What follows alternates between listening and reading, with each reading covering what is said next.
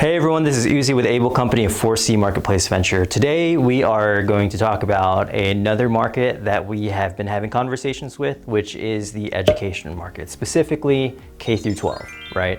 There's a number of ISDs local to us. We're actually a company based out of DFW, but we have reps basically all over the nation.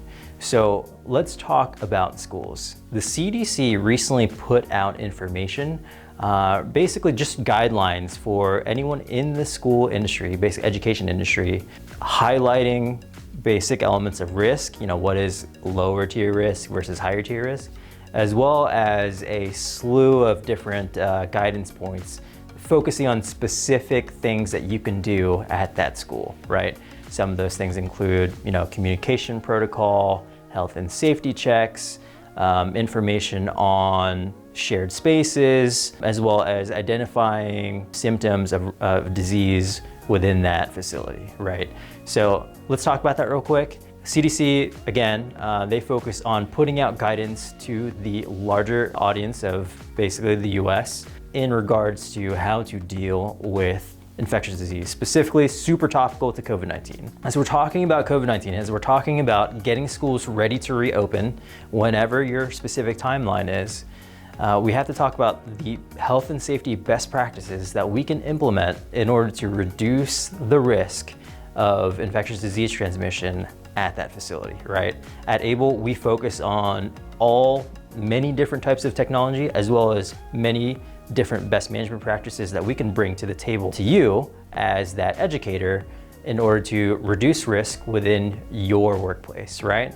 So going back to the CDC. So the CDC basically put out different guidelines focusing on risk. So lower risk. Lower risk is people or schools who make the decision to continue to do virtual schools until the risk of COVID-19 kind of dissipates through measures like vaccination, right?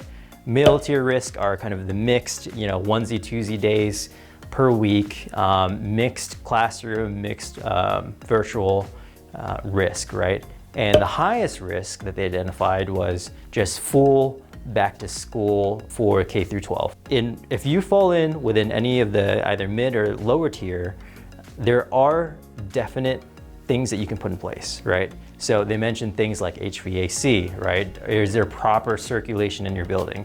There are also things like sanitation practices for, cleaning very highly trafficked surfaces, or even bathrooms, or just door handles, that the common use type of pieces of equipment at that facility. And then there's also shared places with a high density of students, like cafeterias, right? So there's a number of different things that we at Able can assist you with identifying and help guide you through those conversations. And we can do that from a health and safety standpoint, right? We are very much health and safety consultants, helping you implement the best technology out there.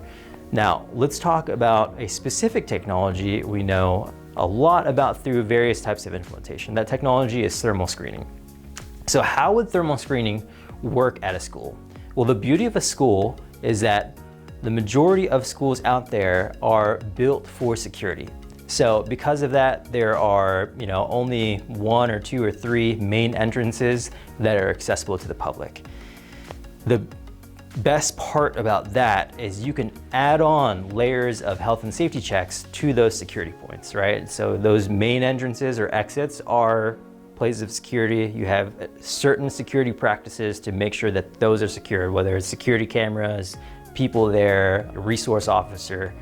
You have something in place to control the traffic through those doors. So what we can do, it's very similar to what we're doing with some of the manufacturing facilities or the refining facilities or office type facilities that we're doing. We are adding on a health and safety check to that security point, right?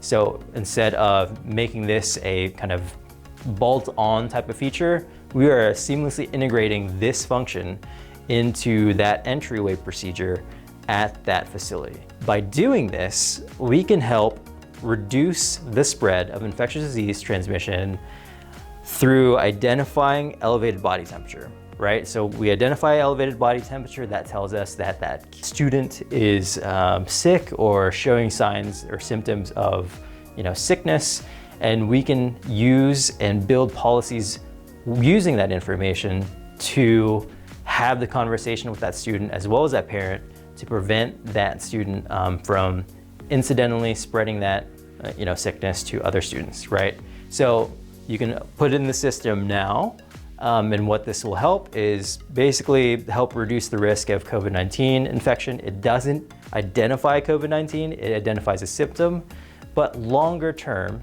you can recoup some benefit as well by simply identifying kids who are sick and helping to reduce absenteeism through things like the flu, right? Because we're finding elevated body temperatures, we're finding kids who are sick, and we are informing them to go home and assisting them with keeping themselves safe as well as keeping other students safe, right? So we very much see the educational market as one who could benefit from using thermal screening practices, and we're here to assist in addition to bringing a whole bunch of health and safety consulting knowledge to your educational team. So if you have any questions whatsoever regarding thermal scanning, health and safety practices, CDC guidelines, and specifically how that could work at your facility, which is a school, feel free to reach out to us. Contact me at the information listed, and I would love to help you out and kind of share what we know from a best management practice standpoint with your team to help reduce the risk. All right, thank you very much for your time, and we look forward to hearing from you soon.